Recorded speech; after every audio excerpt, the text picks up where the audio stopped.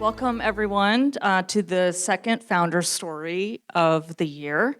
My name is Melinda Gloriosa. I'm the managing director on the investments team, Rev1. And I have the pleasure today of speaking to Greg Tran. Hello. Who is leading a Rev1-backed portfolio company called Trace. So I'm excited to dive in because you and I have worked together for a little while now, and so I know all the exciting things you're working on, but I'm excited for you to share with the folks out here what you're working on. So maybe, Greg, you could just give a brief introduction of yourself and a description of Trace. Yeah, for sure. First of all, thank you all for coming, and big shout out to obviously the Rev1 community. They've been just an amazing help, great partners, as I'm sure many of you guys know, and so awesome to see a lot of friendly faces. So yeah, just quickly about me, I'm Greg. I'm from Columbus. I grew up in Worthington. I've been building this company called Trace. We've got a little square over there. But basically, we are building an augmented reality content creation platform. So you may or may not be familiar with what augmented reality is, but you may have seen it in the past from things like Pokemon Go or from the Apple Vision Pro, or maybe you know more about VR, where you put on a headset and you're in a totally different world. AR is a little more like holograms in your space, and typically it's quite difficult to create this content, right? You have to be an expert, you have to be a 3D modeler, you have to be, a pro. So we're sort of focused on how we can democratize content creation for AR. Think about almost like what Canva did for 2D graphics or what Squarespace does for websites. We're trying to make it as easy to make this next generation of 3D immersive media, which right now is pretty unachievable for most novices. Could you go into a little bit more detail for those of us in the audience who may not completely know what augmented reality is? Yeah, for sure. Do people know what AR is? Hands. Some people heard of it or used it maybe a little bit. Or Snapchat filters are a way a lot of people have engaged with it. But the way we think about AR is it's basically almost like a 3D digital layer over the real world, right? And so, when you see a movie, there's VFX. That's a form of AR, but it's in a screen, right? It's almost like you take that digital content, it's embedded within a physical space, and you can interact with it. It can be spatial, it can be highly contextual, and there's a multitude of ways that you can deploy it or use it. But that's sort of how I think about it. The sort of popular term is holograms. And right now we all love our glowing rectangles, right? This is a glowing rectangle. I have a glowing rectangle in my pocket. You guys all have glowing rectangles. I look at glowing rectangles all day when I'm doing my work. But believe it or not, the future of the digital experience isn't going to be contained in these screens, right? I think when people look back on this era, it will be just really interesting to see everyone sort of sucked into their phones, sucked into this sort of virtual world that is in this tiny screen. AR basically takes that content out, contextualizes it, puts it in the world around you, and in some ways that makes it more relatable to your everyday sort of lived experience. I'll just say a couple other things here about the way that we experience it. And so you can experience AR in a couple different ways. Basically, you can hold up your phone as almost like a little window into the AR world, or a tablet. A better form factor for that is almost like AR glasses. So the Apple Vision Pro, Meta just announced this past year they're doing something called Orion, which got a lot of publicity. And so I read an article yesterday that Tim Cook is hell-bent on beating Mark Zuckerberg towards see-through AR glasses. And so there's these huge companies that are just pouring billions and billions and billions of dollars into this hardware ecosystem. But right now, there's not a lot of content, right? It's quite difficult to make that content. And so part of our mission is how can we enable people to create their own content much more easily for this next generation of devices. Can I say just one more thing here? Okay, just to give you guys, I just want to make it a little more concrete, just as a couple use cases that you may be able to relate to. If you've ever redesigned your living room, let's say, you're swiping through the IKEA catalog or Wayfair, whatever it is, and you find the perfect couch, and you buy it, and you get it into your living room, and it doesn't look at all like what you want. You have to return it, right?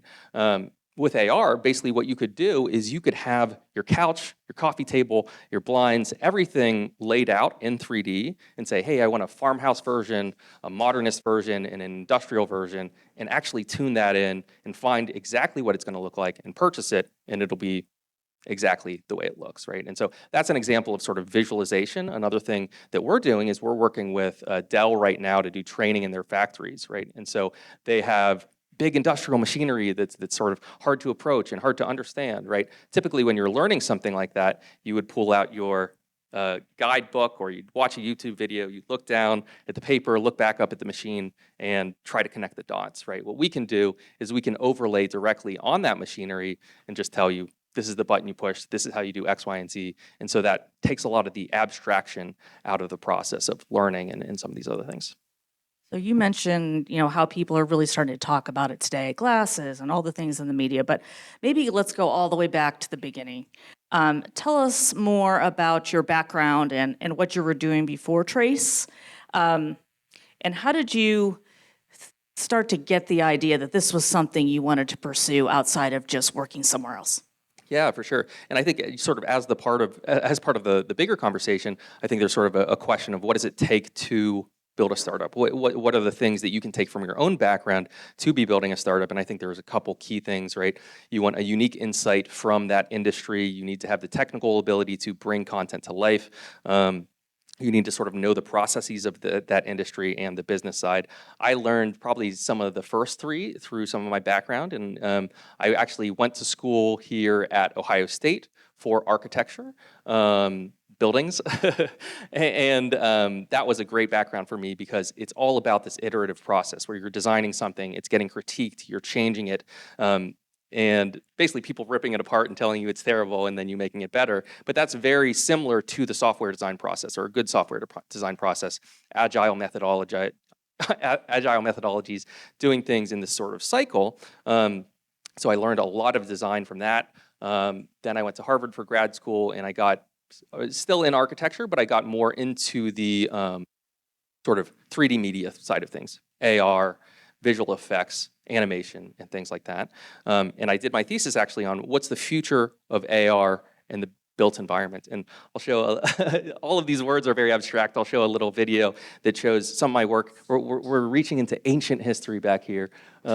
So this is a video from 2010, actually, really, really long time ago, but it's basically showing architecture visualization ahead of time, basically seeing what a building looks like. And I was also sort of exploring what is the future of AR, digital 3D content, when it's embedded in a physical space. What would that imply about how people interact with it? Maybe you're able to see through walls. I can see the building systems within here, and we can change some of the details there. And so this is just a little snippet, but it sort of got what I got into for 3D interfaces, immersive media, and all of this stuff, it's movie magic, right? This is done as VFX, right? What we're talking about for augmented reality is, hey, you can actually experience it live, it's tied to your physical space, and you're able to interact with it. And so all of this is quite a while ago, but those are some of the things of how I started to get into these ideas. So I'll just let it play for one more second here. This is my friend Matt walking up to his desk and pretending to interact with 3D interfaces. But that's the architecture school. And then from there, I got into the tech industry proper. I learned software design processes at Samsung. I ended up moving down to Miami, working for a company called Magic Leap, which is a whole nother story. They sort of focus on AR headsets, and learned just a ton there. And I was in charge of the OS design for that system. So I just learned all of the ins and outs of the complexities of computer vision and the systems that you can work with and constraints. And we'll talk about problems and solution stuff later, but it was just sort of a great early stage learning ground for me and a lot of other people about where this technology is headed. The last thing I'll say is I think as you're thinking about your own startup, everyone sort of comes with their own background, right? And so you may be an expert in marketing or business or software development. For me, it was design. And then, you can only fill part of that puzzle. And so the rest of it is how do you find the right advisors shout out Bob and Melinda and Ryan and everyone, and co-founders to piece that together and fill in the gaps where you are not an expert. Right. So we heard that there's quite a bit of moving pieces and parts involved with this. Trace is just on what I would say the beginning of the journey of this startup. So can you tell us more about what the core offerings are today and who the customer is that you're targeting? And how do you stand out in all these flashy, everyone's talking about AR, everybody can see, Yoda on their desk at home. Like, how do you stand out from all of these other AR things that people see? Yeah, I think it's a really great question. And AR is an industry that's had so many different hype cycles in terms of people being really excited about it and then, it having a little bit of a dip and going up and down and up and down. We're really fortunate to have some great customers that we've worked with, places like Deutsche Telekom, T-Mobile, Qualcomm. Recently, we're working with Dell and ESPN. We're working with museums like the Evergreen Museum in Portland. And so it's, some great names, but also some diverse use cases.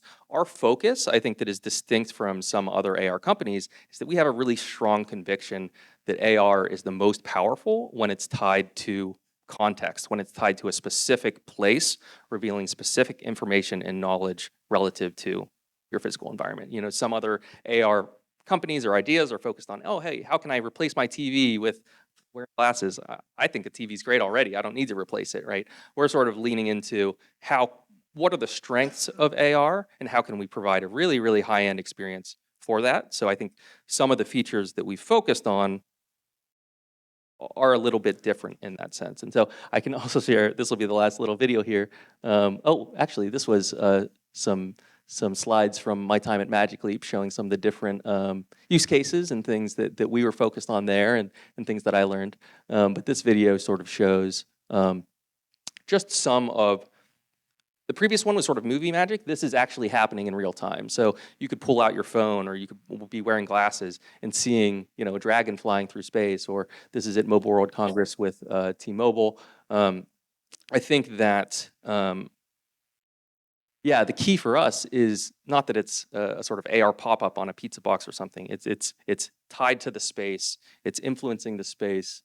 We can also do 3D recordings. That's a little 3D recording of me. And you can sort of see how high-end this content can be. And this guy here, he's wearing some AR glasses and reaching out and feeling like he can touch it and stuff. And so I think those are the types of experiences that really make an impact on people that traditionally are just really, really, really difficult to make. And so I think that combination of contextuality and high end is something that we focused on a lot. So every successful startup starts with a problem they've identified.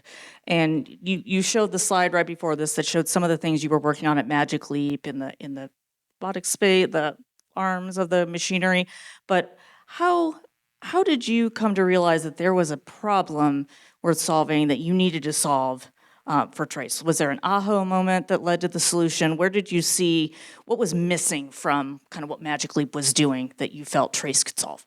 Yeah, I mean, I think it's interesting. I think that, in any industry you you work in, you sort of see these problems daily. Working at that particular company was really, really interesting because, first of all, it was a massively funded company. They raised over $3 billion. There were amazing outside teams coming in every day, NBA, Lucasfilm, Wayfair, doing really, really, really cool demos. I think the thing that we saw that was a challenge there is that you would have a team of 8 to 10 experts working for 3 to 6 months to make these experiences possible, and then when the teams spin off it, maybe the project doesn't continue, right? And so that was something that, I thought, okay, well, that's number one, that's not sustainable, and it's also just a shame because this stuff is really cool and you want it to get out there and live on, and so how can we make more of it? And so I think that was, I don't know if that's the aha moment, but maybe that's like an aha year or two that you're sort of going through. There's one thing that I sort of come back to, which is, this is not a new problem, right? For every new medium that is created, for whether it's pictures or video or web, it's always hard to make that content at the beginning. And there's experts who can do it. And then now we have iPhones and can take pictures super, super easy. Squarespace, Canva, now AI, all of that stuff becomes democratized over time, right? And so in a way, it's not a new problem. It's just history repeating itself, and you being able to understand those trends that previous companies sort of solved, and how can we sort of leverage those learned lessons and also skip ahead a few steps with that sort of understanding. So you and I met a couple years ago when you were starting out on your fundraising journey. When we took a look at Trace back then, um, and you had a kind of a much earlier version of what Trace was then versus what it is now. So how did that initial product back then evolve into what it is today, and tell them how about your fundraising journey and how that influenced what you're learning from all the people that you're meeting, from from investors, from customers. How did that help you evolve your product offering to today, which is quite a bit different? Yeah, sure. I mean, I think that's so interesting because when I think about it casually, I think, oh, hey, yeah, we're exactly the same company as we were then. But then you look, oh, actually, we've pivoted X number of times to evolve into sort of what we are today. And I think that I think it's sort of interesting. There's obviously this iteration process, and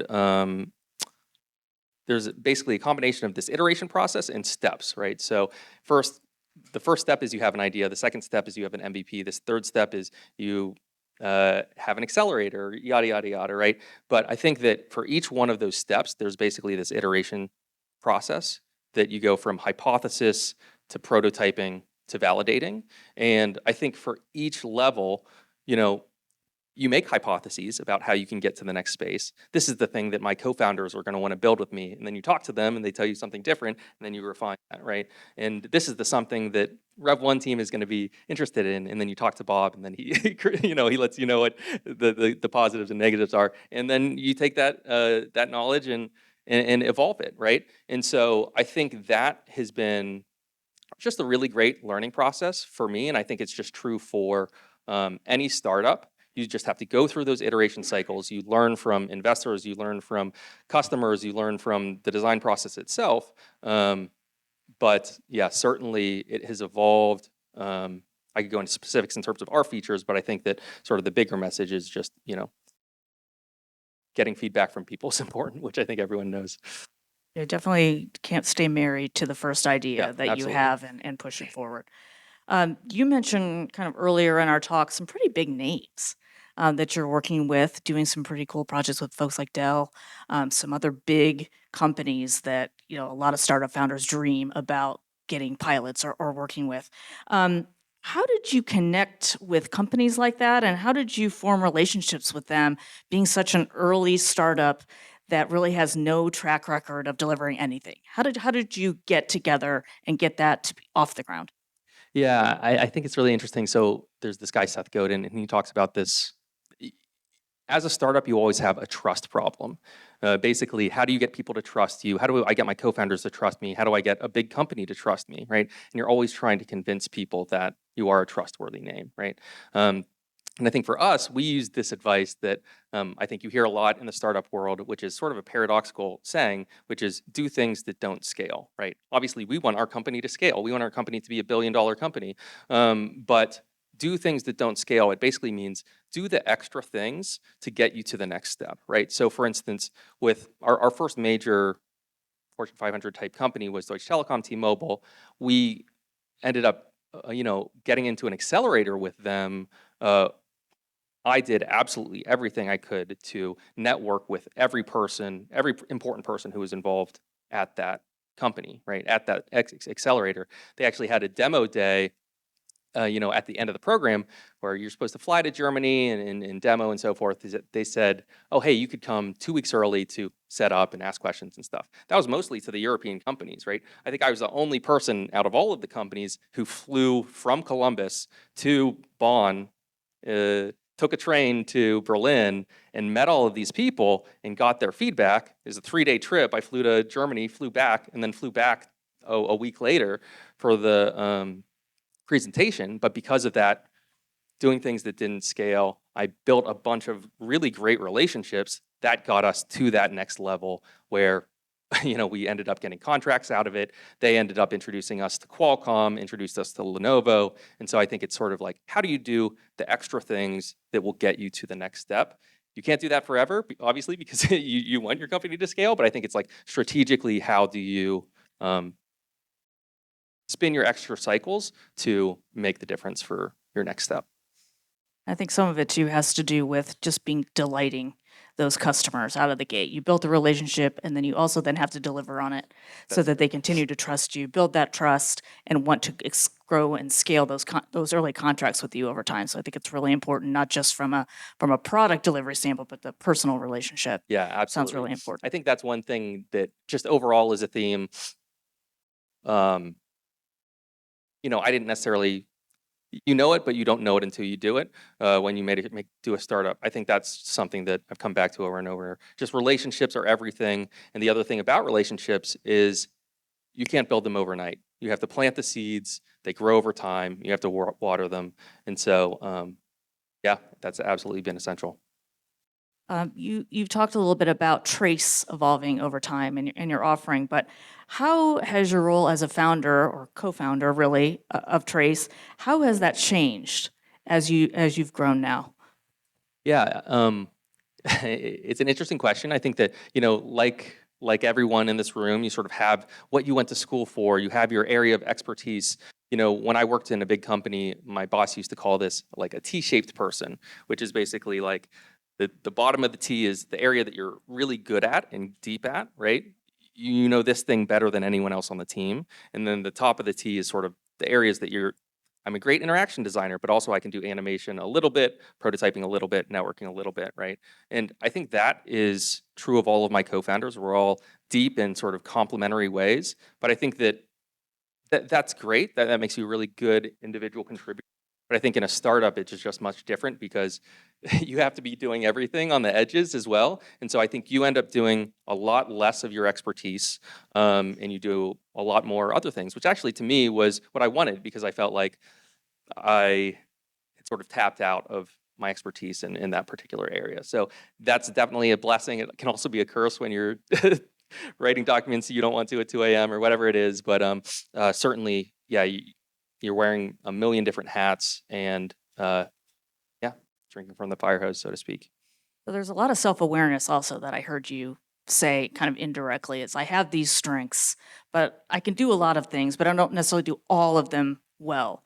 How did you identify your co-founders and how did you go about thinking what strengths do you need to complement yourself? Can you share kind of what those additional strengths on the team were and how they all work together at Trace?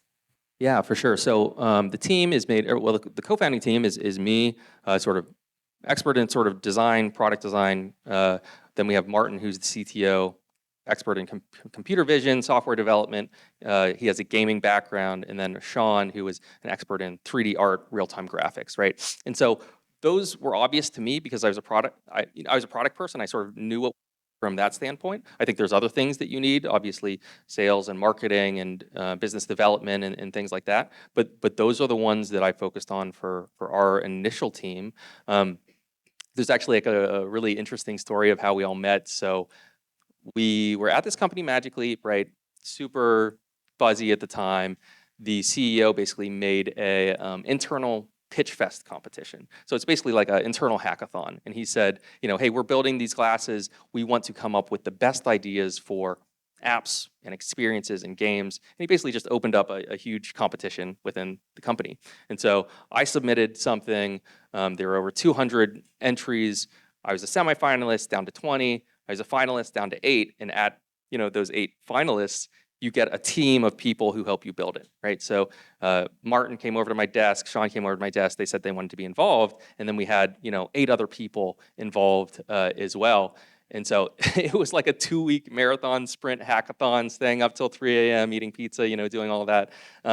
And it was focused on basically creating an augmented reality keyboard teaching app. So think Guitar Hero, but overlaid on a keyboard. Now Meta and some other companies are doing this too, but it was sort of back in the day before I had seen it. And so basically, yeah, you're able to play keyboard without having ever learned, just because you're seeing the notes come down and you can sort of do it. In any case, that's how we met. And it ended up getting first place in the competition. Magic Leap's, I think it was like your C or D round, they raised $800 million from Alibaba. And the founder of Alibaba, Jack Ma, our CEO told us he played the keyboard demo and was like, I've always wanted to learn piano and now I can. And so it definitely felt good to sort of be part of that. But yeah, having worked with them, I knew that we worked really well together. So when I left, I recruited them.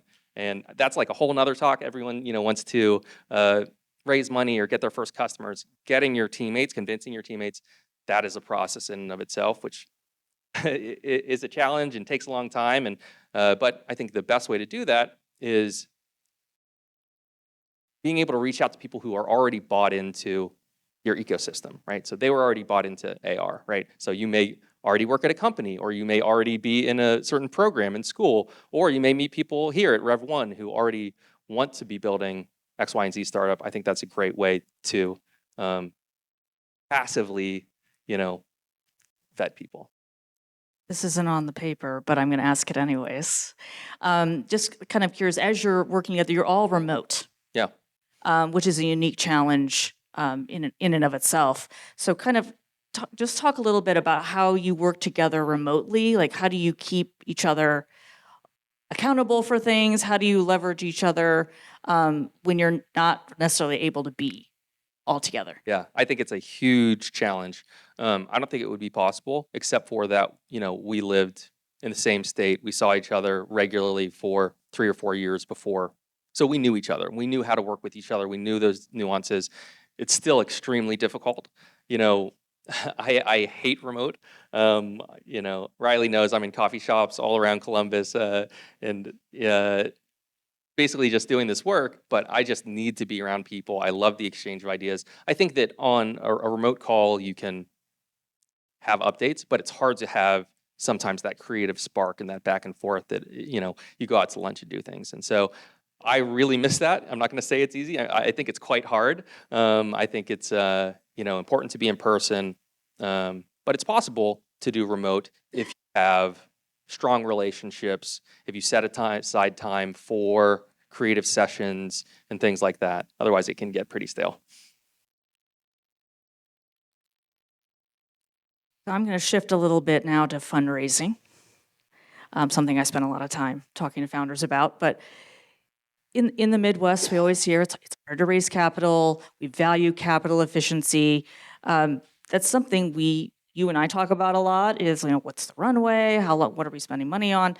How did kind of capital efficiency and knowing fundraising is challenging kind of influence your mindset about how you set up your company, the decisions you make?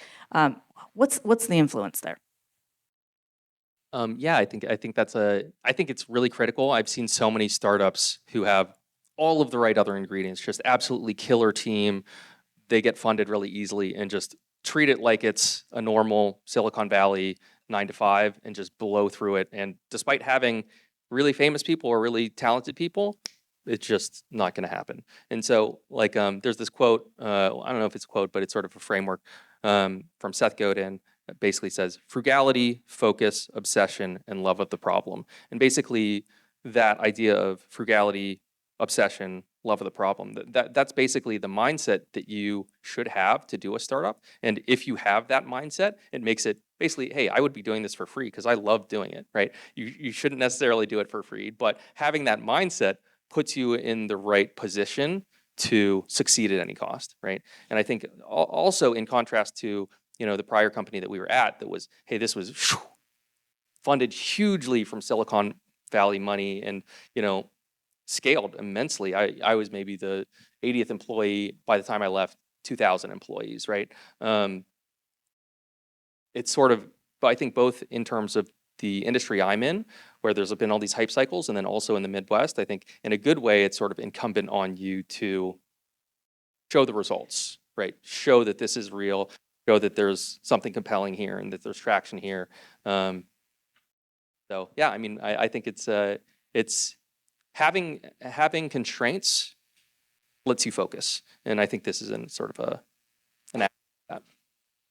To build off that a little bit, you're doing work with folks that are funded by Silicon Valley, got a lot of big money from coasts. Your fundraise was actually a little bit different than a lot of the ones that I've worked on since Rev1. There was a lot of interest in Trace, which was awesome.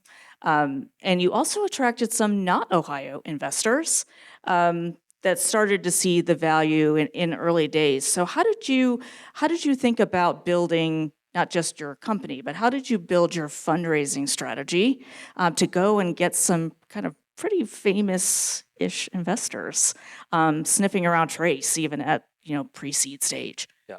Well, I think that it wasn't our first time going out to fundraise. So we had tried to fundraise maybe the year before or something. And I think,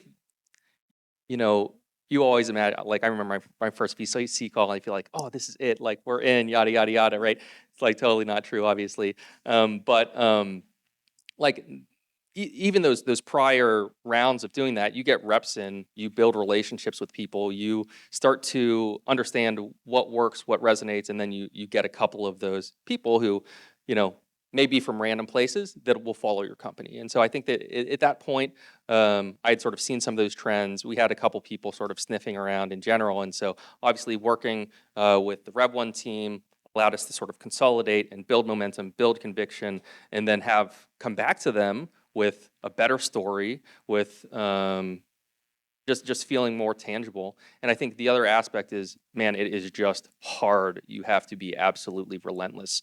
And so I would be, we had a cohort of 15 different investors. It's literally like doing, I probably had 200 calls or something. Imagine doing that many interviews in just a couple months, right? Not just doing them, but finding them, right? I would stay up.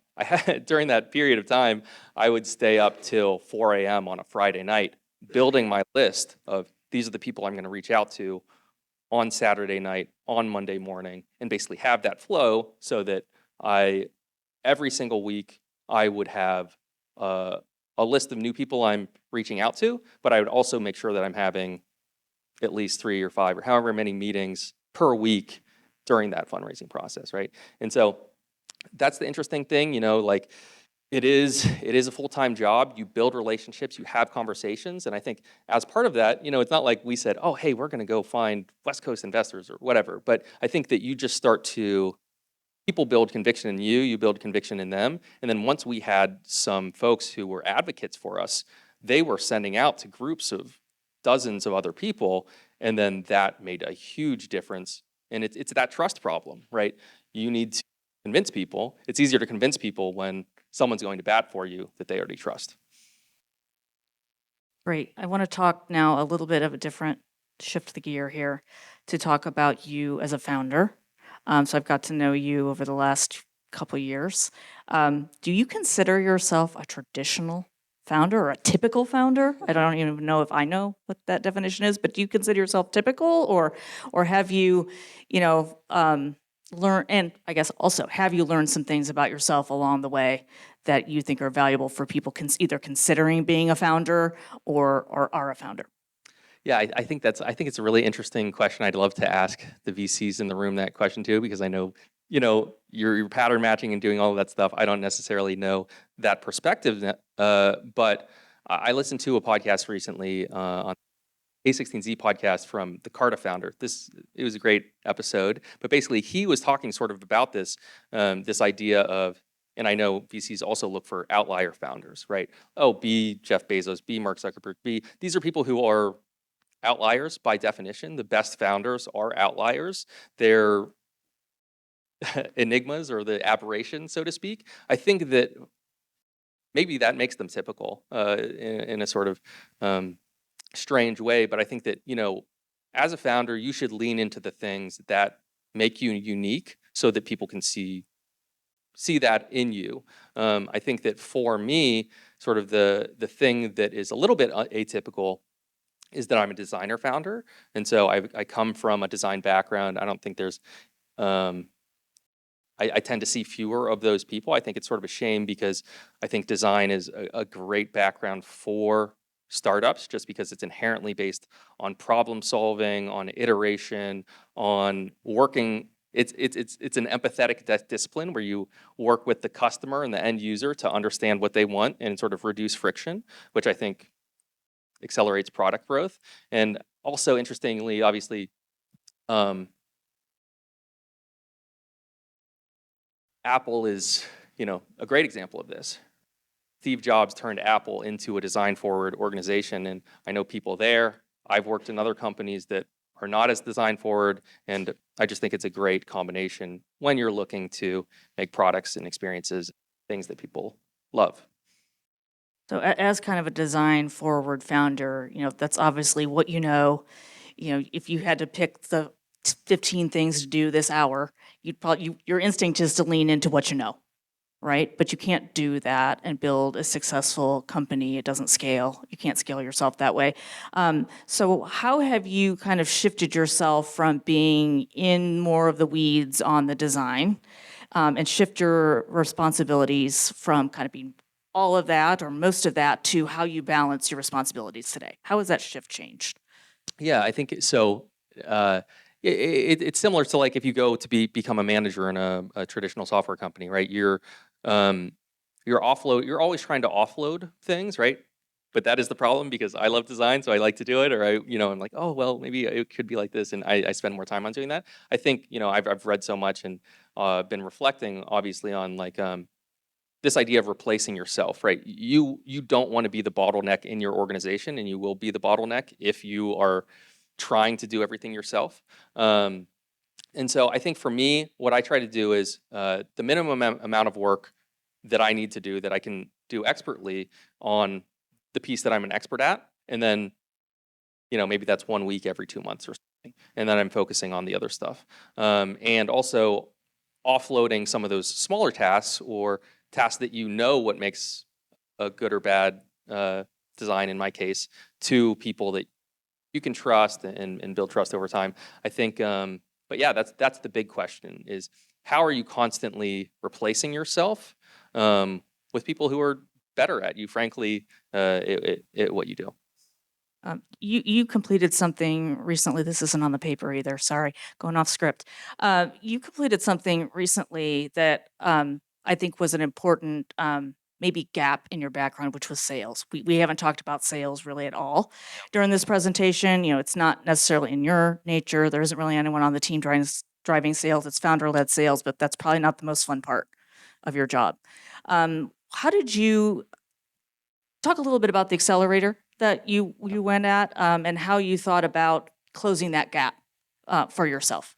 Yeah, so we did this great accelerator. It's called the GrowthX Sales Accelerator. And first, I just want to say there's all sorts of accelerators, and you have to be careful about the ones that you join, whether it's a company or you're giving up equity. This one was a really great one that was focused in a really narrow area, which is a weakness of my team, which is we've got the product stuff, but we don't have the business stuff. We don't have the sales as much, right? And so this is something we wanted to focus time on, and I spent a lot of time on. And it was a amazing sort of. I think one of the most interesting things about it is you don't know what you don't know. And so, like for instance, I think I did a fairly good job during the fundraising. That's sales, right? You have to be out there prospecting. You have to be doing this stuff, getting people in the funnel, doing the CRM, doing all this stuff. But also, I just did not have the confidence. Is this right or not? And so, being able to work with experts for a dedicated period of time and just knowing the playbook, that adds to your confidence immensely because you can just talk to them and get direct feedback. And so that was really, really useful. And I think that's also what's so useful about mentors. Our first advisor, he was the CEO of this company called Square Enix, which is this giant gaming company, but his expertise was in marketing and more on the business side. And so I think you're always trying to look, how do you fill in the gaps of know your weaknesses, know your strengths, how do you fill in the gaps, and then try to absorb some of that knowledge into your everyday processes. The other thing that you do really, you mentioned mentors, but I think another thing that I think you do really well outside of the regular board meetings is leverage the co-investors. I think you meet with each of us monthly, kind of outside of that regular board setting. I think you still have leveraged Bob, in some ways, Need because some more. all these other folks bring knowledge. But how you've challenged us, or you've challenged me in kind of thinking about, how to better support you. So, like, how has the kind of leveraging mentors and or investors, how has that helped you? And what do you typically like to ask them for in those kind of more casual meetings? What are you looking for from us? Yeah, I mean, I think it's a lot about, when you're remote, when you're a team, small team, you're insulated. You don't have that person to say, no, you're wrong. This is, outside of this is not the right approach. I think that it goes back to that iteration cycle, right? Hypothesis, prototyping, validating. I think that's very much related to the validating side of things, right? You course correct, you get feedback, you sort of change course, and so I think that's been hugely valuable. And yeah, I think beyond that, obviously, building relationships. I think building community is really important. I think that was one of the things that before doing the learning labs and the Rev1 stuff, I felt sort of on an island, and so just having that support system, I think, is extremely helpful as well. That's great. So kind of on at the end here, wrapping up a little bit. So kind of thinking back all over the journey that you've gone on so far, what has been the biggest lesson that you've learned from building Trace? Biggest lesson, it's hard to say one. I think there are a few lessons. The first one, I think, has to do with efficiency. Everything takes time. I think that we sort of talked about this idea of, hey, there's steps in this process, right, of going through the startup journey. And I think that's why people also say they look for second-time founders, because even if I was going to start a startup today, I would be doing things in a different order, or I would cut out things that I knew were not efficient, right? And I think that comes back to, you have to build your team first. You have to make your MVP second. You have to get industry experts to buy in third. You have to, you don't go out to Rev1 and try to get a $5 million funding round, after you have an idea. I think that I spent a lot of time early on doing things out of order, right? So I remember, in the first year of doing it, I spent maybe a week or two making a business plan, because I read online that was what I should be doing. But that is important, and you should make a business plan. But I just did it at the wrong time, because the company changed so much since then. I completely had to throw out that business plan and then make a new one, right? And I feel like that happened a lot with regards to, sometimes planning, or sometimes approaching the right customers, or I think it's all stage specific. It comes back to how you approach those things. And so I think that's one. I think number two, it's absolutely, you just have to be relentless. It's an absolute marathon. And I think that just like prepping yourself ahead of time, that always helps. And then I think the last thing is just, talks like this are great. Listening to podcasts are great, but like, do not sit on the sidelines. Like when I decided, hey, I'm going to start a company, I probably was listening to podcasts for 6 months and taking notes and trying to accumulate knowledge, which is absolutely good. But I sort of equated to, I can watch 40 hours of piano tutorials, but if I haven't put my fingers on the keys, I'm going to be as bad after that as I was the first day. So I think it's really about,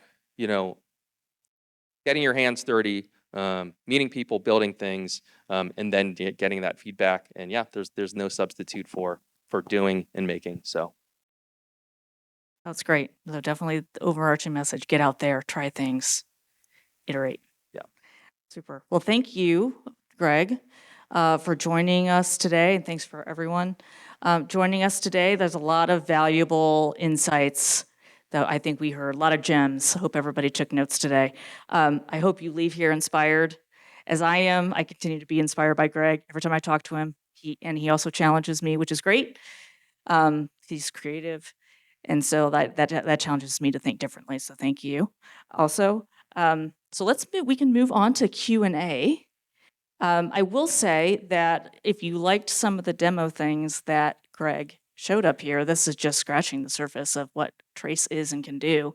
You can join us at Innovation Hop, which actually we'll talk a little bit more about later, but Greg will be doing a demo of Trace at Innovation Hop. So you can come to Innovation Hop, get hands-on, and that would be really exciting. So I hope you all do that. But I'll happy to take questions.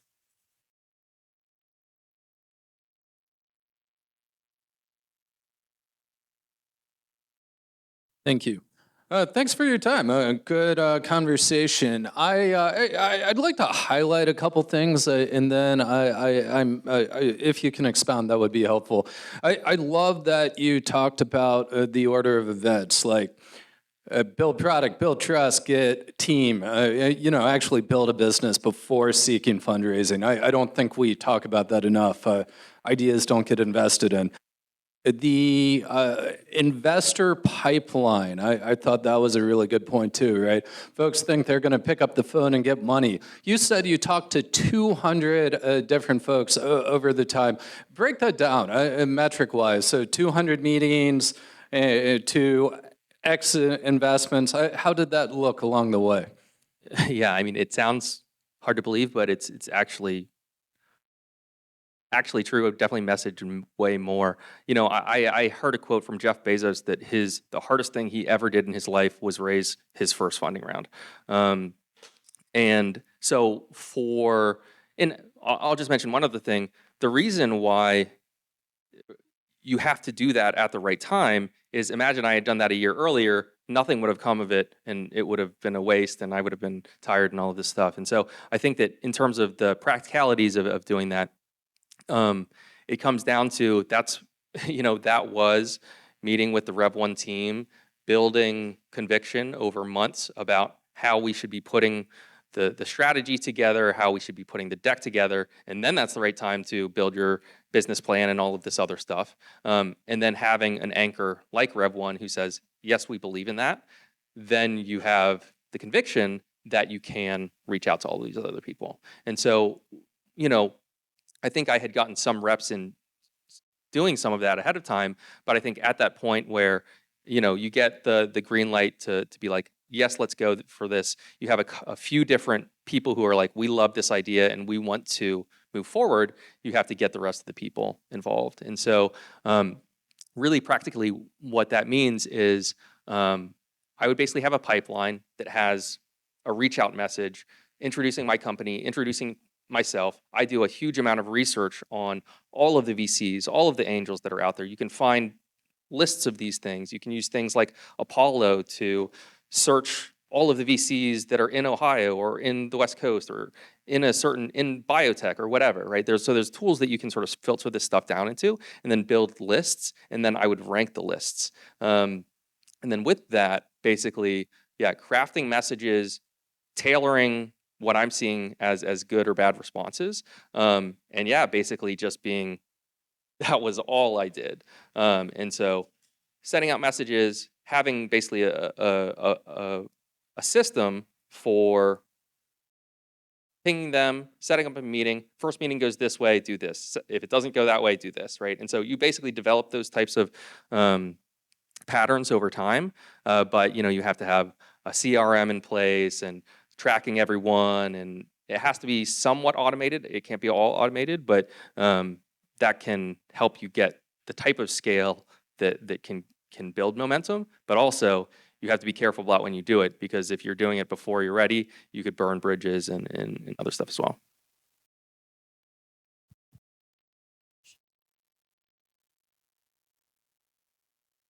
Thank you for sharing the story. I have a question from day one, minute one, when you came up with the thought of this idea as a founder entrepreneur. How do you overcome the reality that you're going against some big boys, Google, big companies? The reality you're going against you're going against big companies, Google, Apple, Microsoft. All of them are in this space. What gave you the confidence that you can go start a company from scratch and go against these guys and be successful? Because that's really the inception of the idea of an entrepreneur. I just want to know what went through your mind. How do you overcome that? Yeah, I mean, I think that's a great question. I think that from my perspective, we're not direct competitors with them. I think that we want them to succeed. We want them to be building new headsets and building new content that's exciting and all of that, right? And so the other thing is that one of the challenges with some of these big companies, and actually a problem that can be solved with our tech relative to these companies is they're often walled gardens, right? So you have the Apple ecosystem or the Snapchat ecosystem, and their experiences don't travel from ecosystem to ecosystem. And so part of what we're building is you could use any device and have that, right? And so I think that, yes, it would be definitely scary to say, hey, we're going to go one-on-one with one of these companies. But I think that from our perspective, it's the tide raises all ships sort of thing. And also I think we're positioned in a way that benefits us and it can be complementary with them. Hey, I'm Jeremiah. My question is so you mentioned that, AR, VR, all that stuff's kind of been a wave, right? So it's gone up and down. So I guess my question is why do you think somebody hasn't done what you're doing now before? And then how confident are you that, we're not riding the top of a wave or something that you'll, continue to propel? Yeah, absolutely. I mean, I've been doing this stuff for 15 years, and so I've seen the ups and downs, and I think absolutely they're going to continue to be those, right? I think that one of the good things about our team is that we understand that, and so we're very even keeled. One thing that I didn't mention, we sort of talked about this, problem solution thing that everyone talks about. You have to have a problem and a solution, right? I think that's true, but I also think that there's sort of this third part, which is a tech or market opportunity. Right. And so I think that when we started the company, there were recently some new technological advancements that we wanted to take advantage of. Right. And so, for instance, your phone, all of a sudden, there's sensors on the back and the front. It's not just something you're scrolling, but it's a 3D device that knows where it is in space. This can be a new way that you're creating and deploying content. I just read this thing from the Oculus founder, Palmer Luckey, who had a similar type of thing, right? VR was around forever. It was hard to make. He took advantage of I'm not sure if it was a tech or market opportunity where phone displays were all of a sudden being made en masse, right? And he took advantage of that tech opportunity to make the DK1 headset and prototype all of this stuff, right? And so, yes, there were cycles and stuff before with VR, but he saw this sort of key opportunity that wouldn't have been possible 5 years before mobile phones. And because of that, obviously they made the company and sold it for billions and all of that. And so I think that's also a really, really interesting aspect. Obviously, the big tech enabler now is AI, right? There can be many problems and solutions that exist that now, because of this sort of tech enabler, you can do all sorts of new things. Hi there, Greg. My name's Forrest. Thank you. Learned a lot. And I don't know anything about AR or the virtual reality, but my question's around that. You mentioned holograms, and so I had a certain image pop up, the Star Wars holograms and everything, but you're talking about the headsets. Is the virtuality and what you're AR, is that meaning headset just like cell phones are locked into rectangular glowing screens? Is that locked in where everyone's gonna have to interface through a headset, or is there something else on the horizon? Yeah, it's funny. I was just talking to my co-founders about this. I think that, our business is focused on phones, mobile devices, and headsets, right? And there's multiple types of headsets, whether it's a pass-through VR headset or whether it's glasses that people are wearing. There are companies that have been working on basically display-based contact lenses. I think Mojo Vision was one that was doing that at one point. But I think, that stuff I see as a much longer timeline. And so I do think there's a question there. I also don't think, for me at least, I don't necessarily want to be wearing it all day, every day. Like it's something I'm going to put on to do a certain thing or X, Y, or Z. But I think there's phones, headsets, contact lenses. You could talk about brain stuff, but I won't. But I think our conviction is that the future of computing is more spatial than it is today. And I think that our technology will be impactful in sort of no matter what that form factor may be.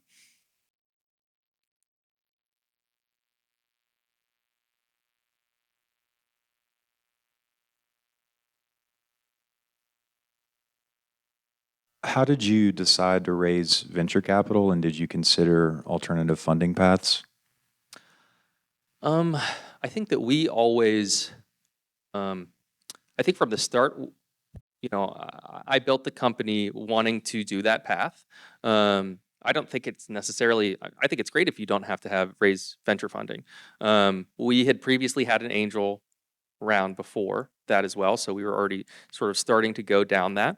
I think for us, it makes a ton of sense, and it's been extremely helpful just in terms of our trajectory, in terms of what we're able to build and focus on. But I think if you're able to bootstrap completely, I think that is absolutely a wonderful path. With venture funding, obviously, you're able to scale your resources. You're able to focus more on what the long-term trajectory is, and so I think obviously that's a big benefit. But yeah, I think that both paths. Is there something in particular that you had a question there in between there? But yeah, I mean, it's something that we had always planned on doing, and I think it was sort of like that question of steps. Are we at the right step to be able to take advantage of that or pursue that?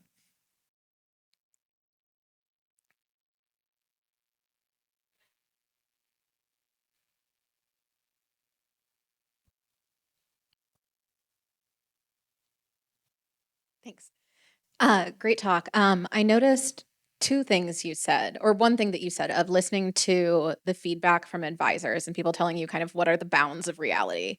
And at the same time, we hear a lot about a good founder is going to be tenacious and they're going to drive through brick walls. So, how do you know the difference? I think it's a great question. I think there are, man, it's a tough line to walk. It's really tough because you need people to have ideas that people are like, no, that's dumb, to sort of break out of the box. I think it it comes down to the type of advisor it is and the type of problem that you're talking about. I think that there are some things that are good because they're standardized, right?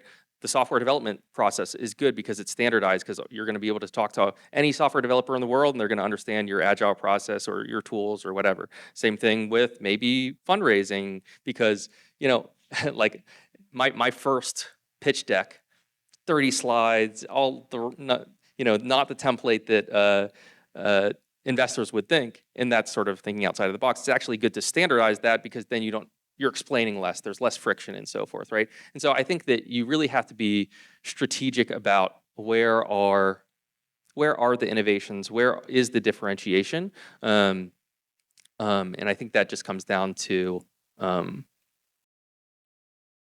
I think it comes down to your core convictions. It's sort of what we were talking about earlier about being a outlier founder. If you have an unreasonable desire to do something, it's probably because you've seen something that other people haven't, right? And so believe in that and push that forward while taking advice from other people who have made companies in other areas that have been successful, that you can learn from. All right, I think we're going to wrap it up then. Thank you. We can give you a round of applause.